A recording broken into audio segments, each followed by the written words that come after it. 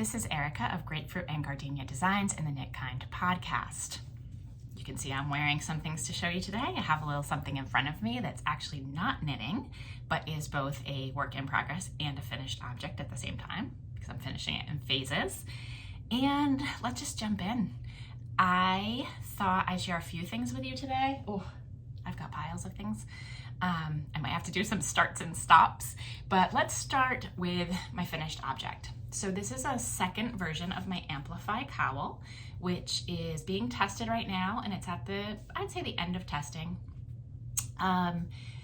Pending one thing, it will probably be released by about mid-April or so, and I think it's a nice transitional piece. It's very lightweight depending on the yarn you used. My prototype is in the Morehouse Farms Merino, which I've talked about before. It's extremely light, extremely soft, and it's a sport weight. So this one is done in the Malabrigo, and I had mentioned on the last podcast, I think that it was a superwash alternative, and I have to correct myself because I just, based on the feel of it and the fact that it was Malabrigo, I made the assumption it was a superwash, and I actually don't think that it is. I went back and looked. It's a hand wash. It's a fine wool, 80% fine wool blend, 20% cashmere.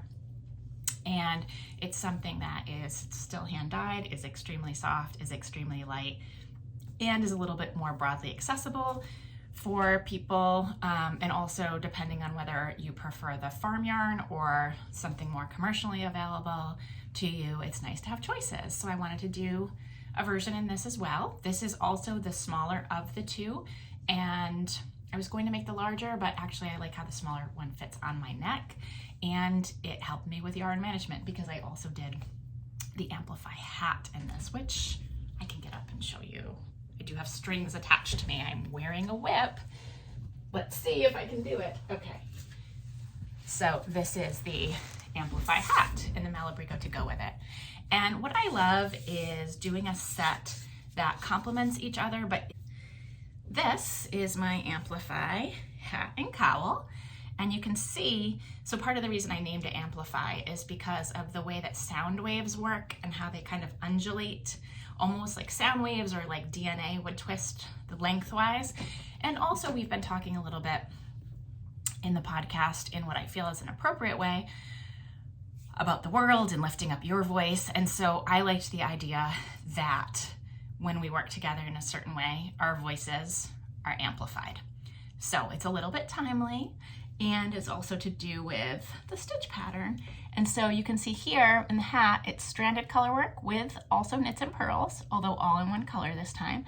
And then the way that the little lace stitch, which is stranded color work, works up to the crown. Can I flip and show you that? I also have some testers with some really cool crown shots, so I might try to insert those. But it just, it rises, and the distance between the individual lace stitches gets longer as you go. And to me, that's also sort of that idea that we have a lot of people willing to say a certain amount of things, and a smaller amount of people willing to say the next level of things, and the smaller still and smaller still as we go. And that has to do with people's comfort level about speaking up and speaking out. But when we amplify all of our voices together, we're stronger. And we need those people who are willing to be really strong and say things that not all of us will. And we need all of us to say things that are important to all of us. So we're going to get to that at the end of the podcast with another yarn analogy too. So if you are in the group of people that my knitting and yarn analogies are helping you get through, might not be the right term because I don't think we're going to get through this time in our history, but help you manage your day-to-day, stay tuned a little bit more at the end about that. And so this is my set, and I'm really happy with it. It's so comfortable, and I think it's really cute, and it makes a nice accessory knit, and it's in sport weight. And believe it or not, I am not a fast knitter, but it still goes fast for me in sport weight in this, and I think it's just the way that the color work and it all kind of keeps me engaged. So in terms of techniques, the hat does have stranded color work. And so you can sort of see here, see how these are closer together and then it gets further apart and further apart as you go. And the crown, these, by the way, the styrofoam mannequin hats are terrible. They are not the same size as a real head. And they just make it hard to show how a hat fits on a real head. So you can see the crown here. It's nothing super fancy, but it's kind of cute the way that they bubble up. It also reminded me of like when you're blowing bubbles and how you have a lot, and then as they get higher, they pop and there's fewer and fewer. So that's the Amplify hat. Testing is being finished up. This is the Amplify cowl. And you know, it's interesting because I play with stitches all the time. And I sometimes take for granted that people see what I'm doing, or have a basic sense, or can look and say, oh, that's probably stranded, or probably mosaic, or probably, well, I'm gonna give you a second to guess. Does anybody have an idea what's going on here? Because a number of people have said, oh, you did a design with short rows. No, not short rows, folks. These are elongated stitches. And I have had people say to me, what are elongated stitches? Okay, well, this is great, because actually in the testing too, I was really surprised. It is always fascinating to me how people of different experience levels will or will not have done certain things. And I'm the same way. There's certain things I haven't done in knitting. I haven't been knitting 40 years, but I just jump in and try them because it's fun to do that for me. The worst case scenario is I don't like something and I rip it out. So what's going on here is not short rows at all. And see, the more you pull this, the more pronounced it is. And a lot of it will depend on what fiber you use, because things like memory, drape, they're all gonna affect how this knits up in the end when you block it. And so these elongated stitches, to explain them in the simplest way that I can, I know some people are already tuning out because I've been told that when I've explained it to other people. But when you knit, you have a row of knitting. And if your tension's consistent, it's all pretty consistent. And you have row upon row upon row, or round upon round upon round. And that builds your garment or your accessory. Well, here, to get the elongated stitches, you are wrapping your yarn more than once around the needle. Depending on your pattern, that could be 2 times, 3 times, or more. And depending on your pattern, you might be doing it only on one side of the work, usually the right side, or you might be doing it on both, the right side and the wrong side. So in this case, one row of knitting here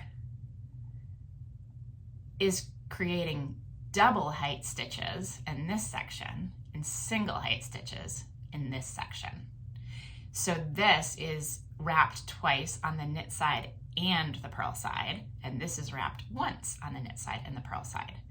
And so as you're knitting these, you might be going, oh, this looks really sloppy. And I did have this happen with some test knitters, so it was a great opportunity to anticipate what's going to happen when the pattern gets released. And so explaining that sloppy is maybe one word, loose is another word, but you have to go a little bit to see, because you do not want your single height stitches to be too tight, and you don't want your double height stitches to be too loose. So you kind of find a Goldilocks space where, let's say you have a sport yarn and the recommended needle size is 3 to 5 or 4 to 6. We all know recommended needle sizes are just that. They are a starting point for if you want to make a fabric that is what the manufacturer of the yarn recommends at that size. You're probably, as an average knitter or crocheter, if you're using a hook, gonna fall within this range. But it isn't prescriptive. It is a suggestion for making a certain fabric. So when you're making the elongated stitches, you probably want to size down either outside of that range or at the low end of that range. And so for me, on both of my pieces that I did, I used a size 3 needle.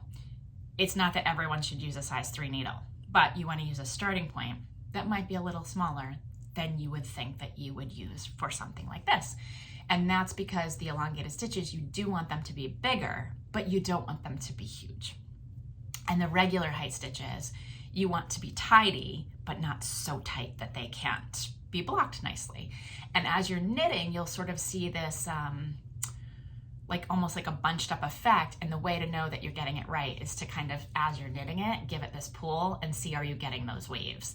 And if you are, then you know when you block it, you'll be able to block it with these waves. And depending on the fiber you use, it will have more or less of that when you unpin the block when it's dry, because when you're using wool, right, it wants to have memory and go together, and actually that can sometimes make the undulation more pronounced. Whereas if you have something like silk, bamboo, linen, it's going to pull and it's not necessarily going to pull back in. So you can have the really elongated stitch section, and this may or may not elongate more. So people will get different effects here. Also, that means there has to be a little bit of flexibility with gauge.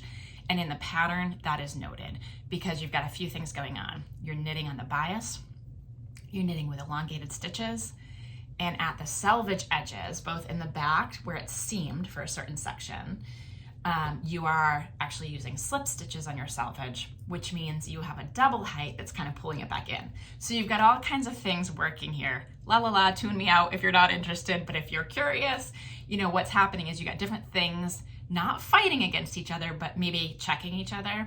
So you've got elongated stitches that want to pull. You've got selvage stitches that want to stay tidy.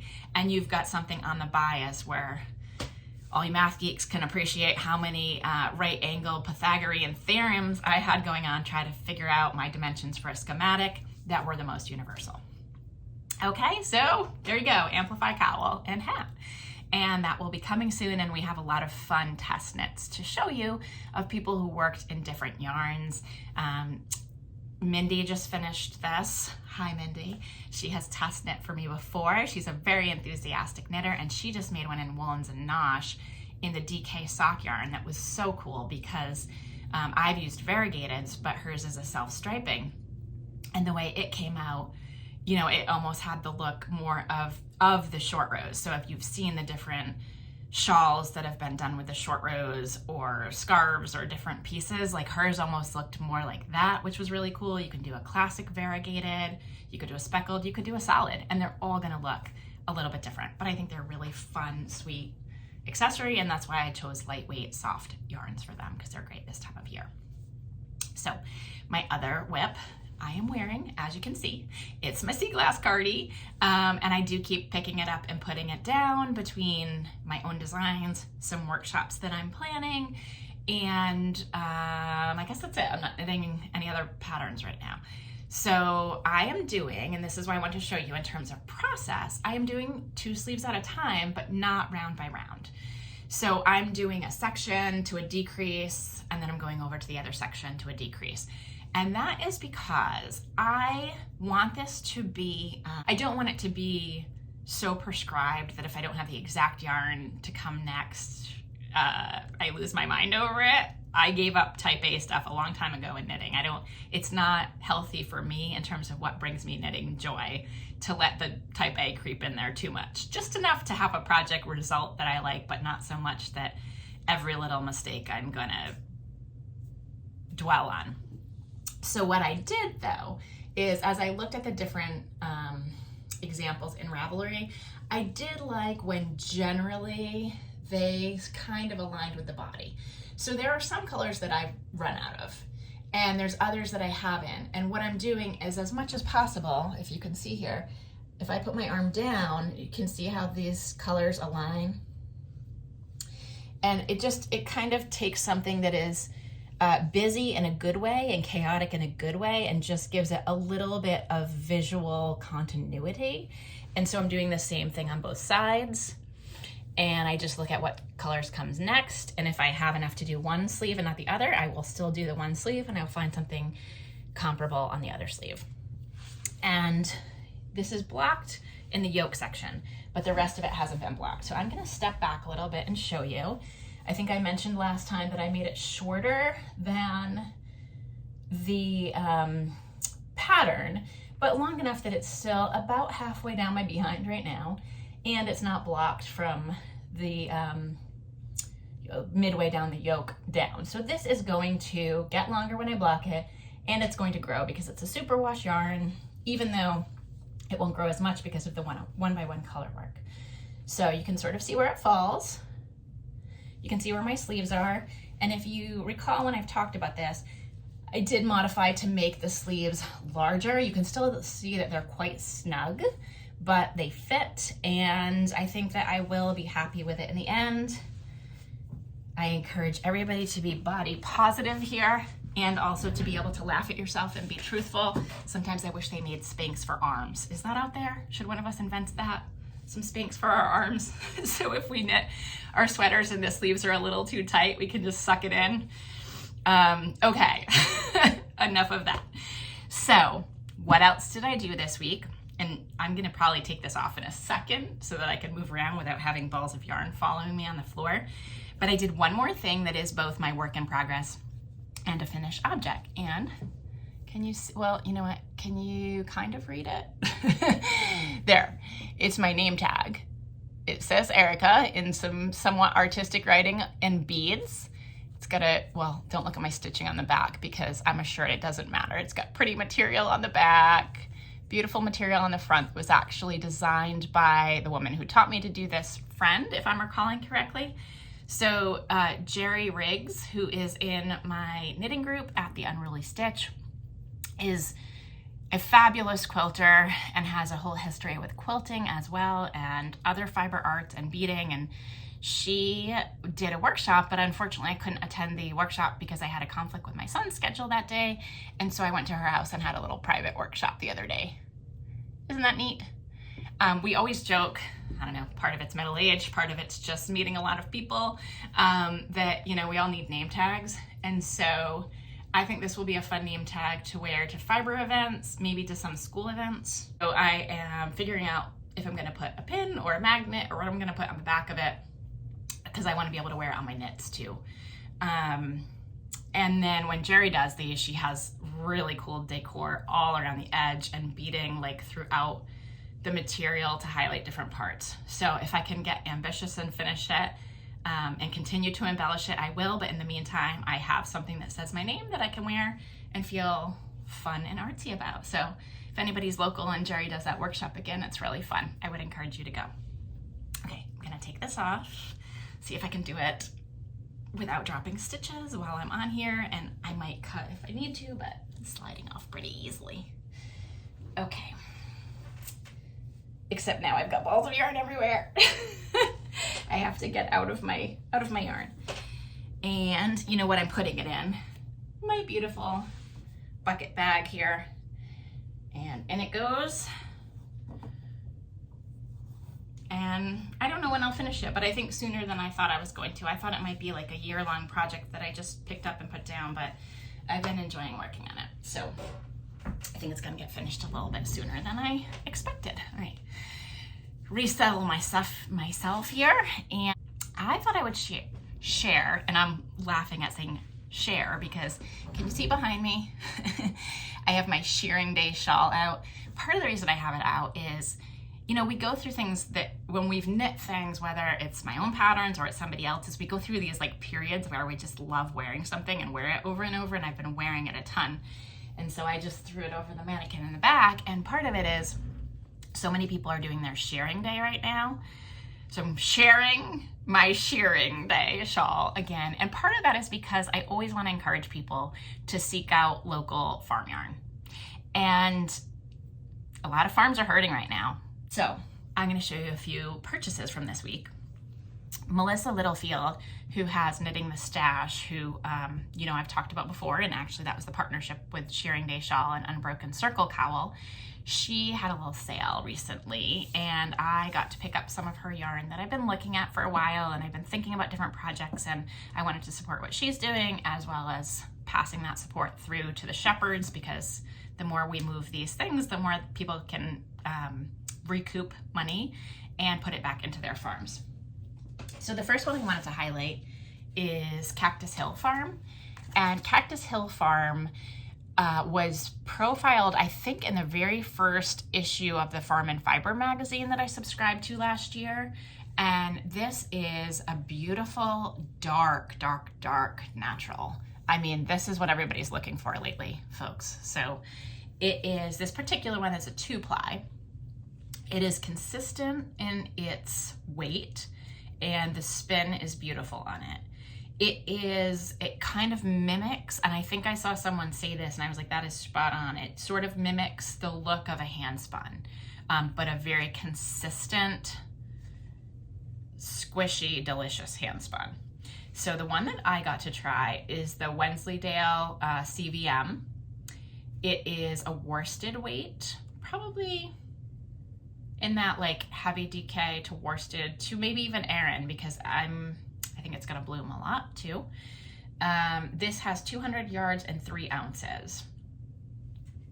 And it's so, so lovely. And I shared with Melissa one of the things I was looking at, Thea Coleman's new pattern, the vest pattern that came out with the Ross Farm yarn. I did buy that pattern right away. I loved that she was partnering with a local farm, and a farm that, if you saw her posts, needed some support recently. So they sold a lot of yarn for people knitting that, and that makes me so happy for everyone involved. And when I got this, I thought, oh, I bet this is a good yarn for it too, because I have a feeling it's sort of in that same category. It was also Wenslydale, and I think it was in that like worsted to Aran category. So depending, always swatch. But this yarn, I would not hesitate to buy for a sweater that I wanted to use a 2-ply natural yarn for. It's very light, yardage is good, and it's supporting someone doing great work. So that was the first one I wanted to highlight. I'm not going to highlight all of them today, but I thought I'd pick out a few and I'll talk about them as I go, because I do have some plans for incorporating a lot of different farm yarns into one project. And I don't know how quickly I will pull that together, but I'm putting it out there to the universe so that I will fulfill it. Another one I got because I have wanted to try this breed, and you're not going to find it in a lot of places, is the Georgia Rustic wool. It's the Gulf Coast native breed. And so this has 3.5 ounces or 100 grams, 178 yards. It's a worsted DK. And this one is also a 2-ply.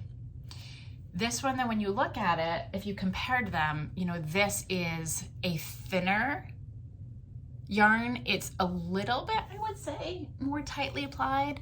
You almost have to get these in your hands, but what's cool about Melissa's shop is you can really zoom in.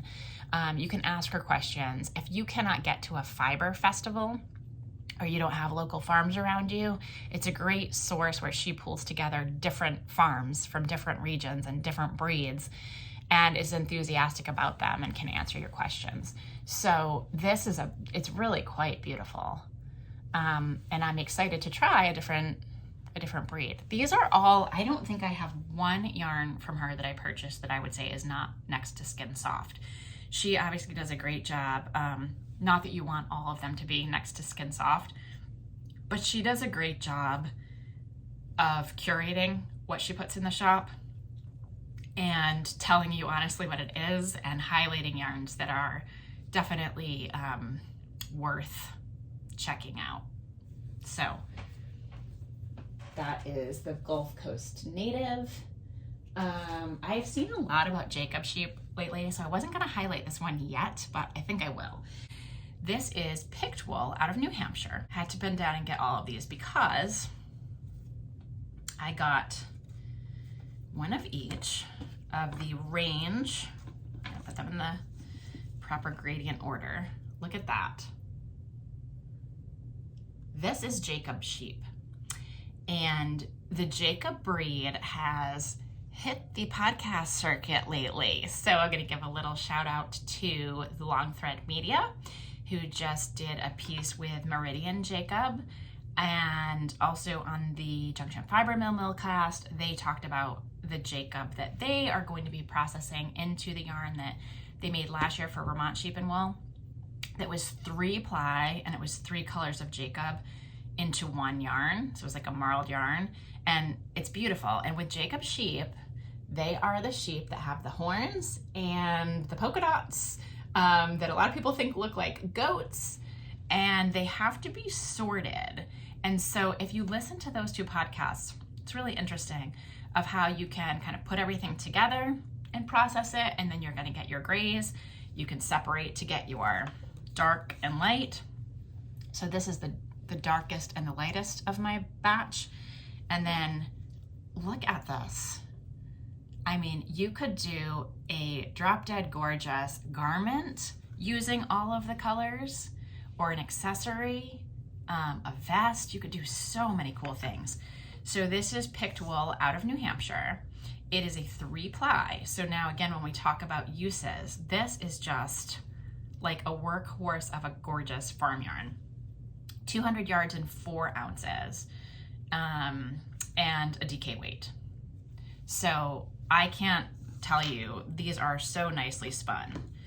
And again, to me, it's supporting a local New England mill and the Jacob sheep. Now they have Jacob, or at least in Melissa's store, she has Jacob and Romney, but Pict wool also does processing for other people who are doing small batch yarns.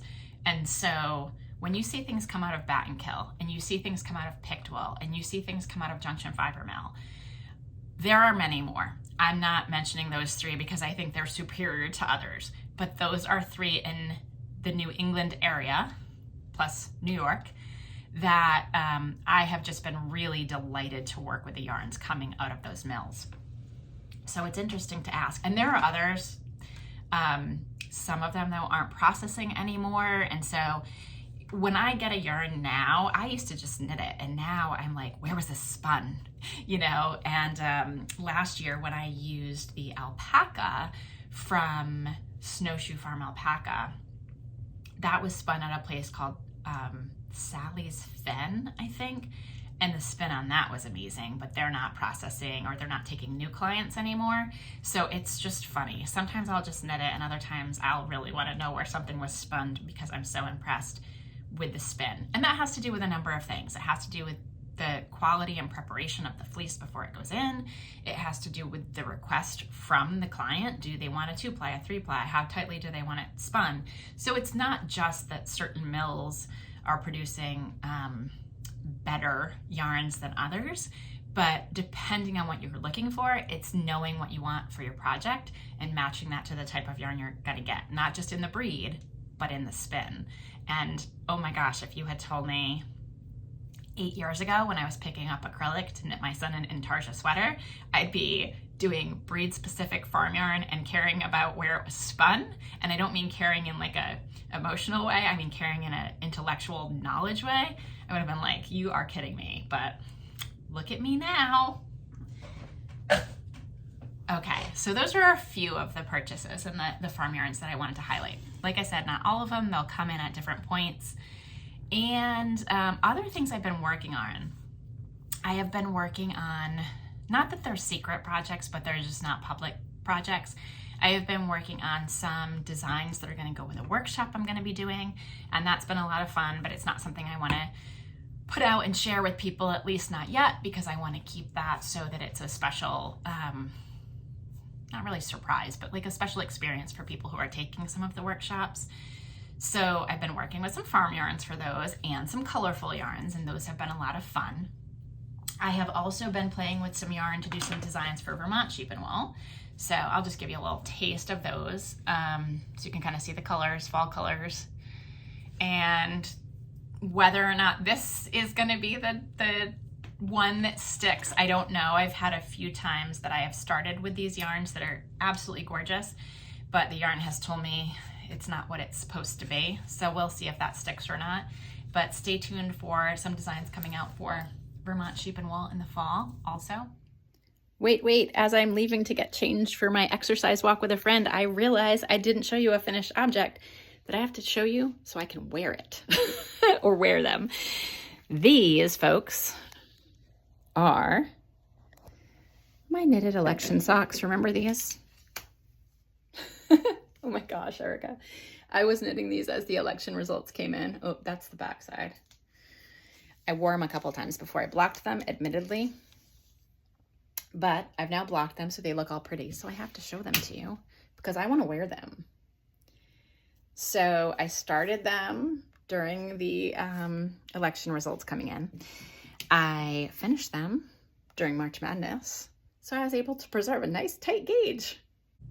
And I've already gone longer than I wanted to go. So there's a few other things I'm going to save for a future episode, but I do want to end with a yarn analogy again, and then some things that I wanted to share with you in terms of, I feel like there are a lot of people saying, I don't even know how to show up in the world to make a difference right now.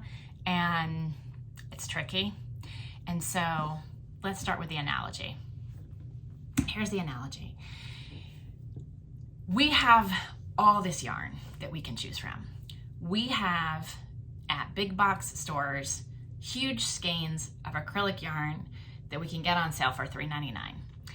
And we have at small festivals or Etsy stores hand spun, naturally dyed wool from an organic farm that cost $80 for a 50-gram skein. And most of us are not knitting exclusively with one or the other. In fact, most of us, and I should say knitting, crocheting, weaving, all the fiber arts. In fact, most of us are not even knitting sometimes with those. Most of us are knitting with everything that's in between the two of those. And we're knitting with Knit Picks. We're knitting with Pearl Soho. We're knitting with Barocco and Cascade. We are knitting with Brooklyn Tweed and Malabrigo, and we're knitting with some independent hand-dyed yarn. And, we're knitting with some high-end acrylic yarn. If you look at every 100 knitters, crocheters, fiber artists, there's just a few people who are doing each of those things. And most of us are in the middle. And in my analogy, one of these yarns isn't red and one of these yarns isn't blue. These yarns are all purple. All of them. Okay, so this has political overtones, but it's not overtly political, because here's where I'm going with this. If you're only using that hand-spun organic farm yarn, or you're only using the acrylic yarn, do you want the rest of the world to only get to use the kind of yarn that you're using? Or do you want there to be space for everybody to do their crafting with whatever yarn fits their budget, fits their needs in terms of what it's going to be at the end, how you're going to treat that yarn, how you're going to wash it or put it on babies or elderly people, or whatever the case is, going through cancer treatment and they need a chemo cap? We don't want there to be only one type of yarn. I say that. I don't want there to be only one type of yarn. And while I would like to share the reasons I use certain yarns with you, I don't want you to not be able to use the yarn that you want and need to use. And so if we want all those yarns to be available, we need to stand up for the person who uses the kind of yarn that we're not using for the reasons that they want or need to use that yarn. So I think this is no secret what this translates to, right? If we don't fight for all yarn, we might have no yarn. And in our country right now, if we don't stand up for everybody to have an opinion, including ones that are vastly different from ours, that make our blood boil and our head spin, that make us sick to our stomach, none of us are going to have the right to have an opinion that's different from anybody else. We will be able to in our own little world, but we're going to lose our freedom of speech. We're going to lose the ability to access things that make us a healthy, supportive, just place to live. We're going to lose the ability to be able to have dialogue and fight for the issues that are important to us, because it's not going to be an option. So what I'm asking you to do is, you might feel just as in despair, overwhelmed, frozen, like you've done your part and let it play out as you can be, and you might want to sit home and knit. But I'm asking you to consider taking one step for something that is going to help us all have access to all of the yarn, that's going to help us keep a democracy in the United States. And if you're abroad and you're still listening to this, there's things that you can do too. I might not be as intimately familiar with them, but I know that there are. And if you listen to my podcast about energy levels, you know that fighting is where most of the world is, and it's how we get off the couch. So it's important. But I think one of the questions we're not asking enough of our elected officials, because we still have elected officials in this country, is we're not asking them the hardest question to answer, which is not, how are you going to fight for this cause or that cause? It's, how are you going to get in the room that you're in with people who are fighting for everything against each other and take care of most of the people in this country who are not on these two end points? And if we're not asking that question of people, we're not going to be able to ask that question of people. So I'm not here to get you fired up. I'm not here for any of these things, but I'm here because I feel like I haven't done enough either. Because I'm raising a child in a country where somebody might come knocking on my door one day because I said something that we should still have freedom of speech. Think about that. The people who aren't welcome in my community are people who exercise hate and people who want to hurt each other. Everybody else is welcome here, including people who have very different opinions than I do. Whew. I'm getting a little bit emotional about it.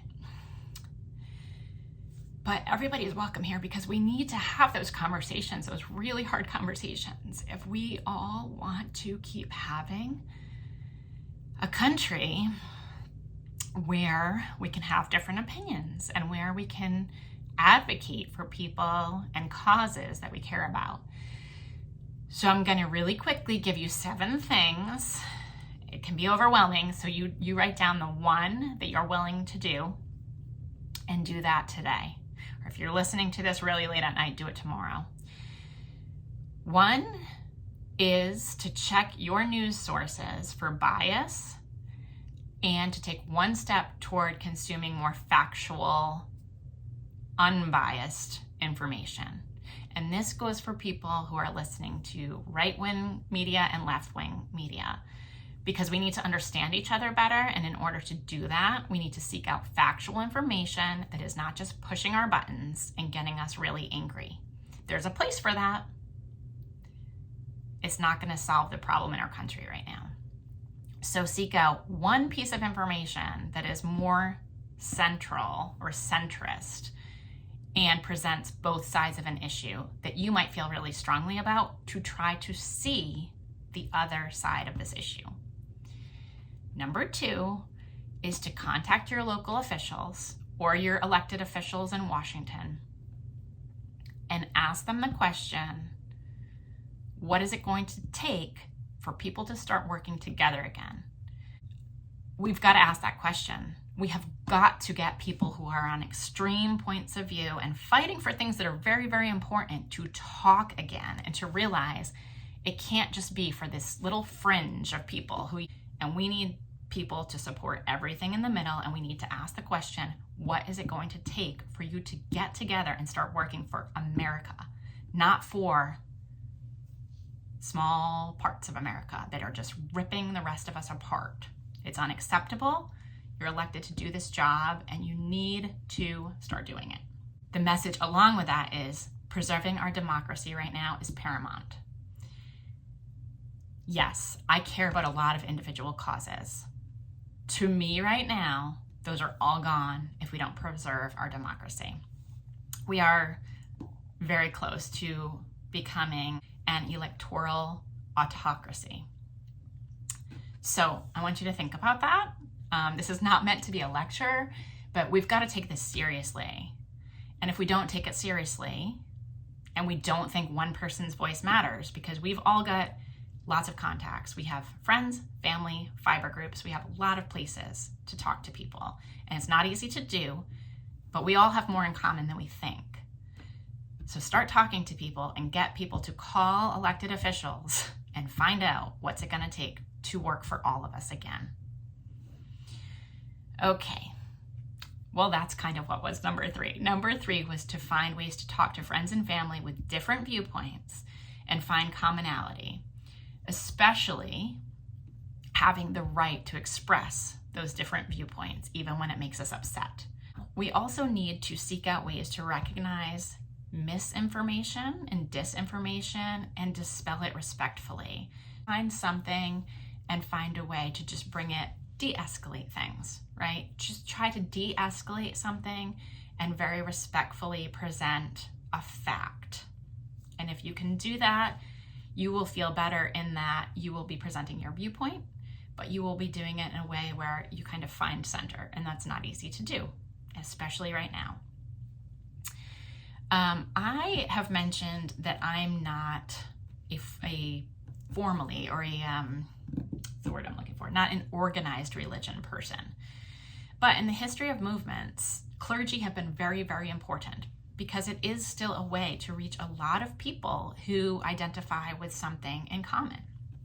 So even if you're not practicing a formal religion, maybe you are connected with clergy leaders, or you're willing to reach out to them and say, you know, this is a way that we can offer people who feel very much in despair right now and don't know what to do, some steps of helping them understand how to talk to people, how to find commonality, how to call out things that are just morally wrong. So try to connect with clergy members or with other local leaders.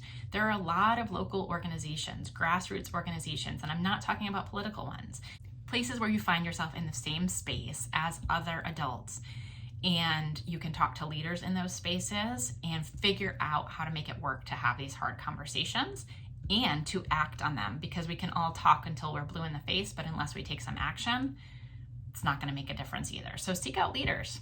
Seek out leaders in your community, in your spaces, in the fiber arts, and find out, do they have suggestions for what to do? Or can you help them have suggestions of how to convene people if they have large followings, people who listen to them, and do it in an objective way where you're being inclusive for the sake of preserving our democracy. So that has to do with, obviously, organize in the local, state, regional, national level. Get involved in something. If you're a little bit uncomfortable but you're still willing to do it, because this is the time. It's sort of now or never, folks. So push yourself a little outside of your comfort zone. And then 7 is, of course, vote and support fair elections and volunteer. So poll workers or people who are willing to encourage people in other states to get out the vote. I worked on something this fall that we actually lost some volunteers over. I mean, we had a ton of volunteers, but it was to get out the vote. And it was not to tell people who to vote for. It was to get out the vote about certain issues. And you could choose who you wanted to vote for. And that means I might have encouraged some people to vote who did not vote the same way as me, but I cared about them having their voices heard. What's happened now, which is no surprise to me, although the depth at which our government is being quickly dismantled is deeply disturbing.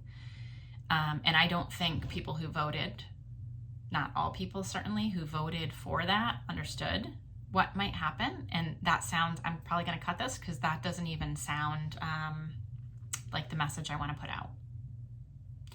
So vote and support local elections and support people's right to vote even when they're not voting the same as you are. And if we do that and we focus on issues that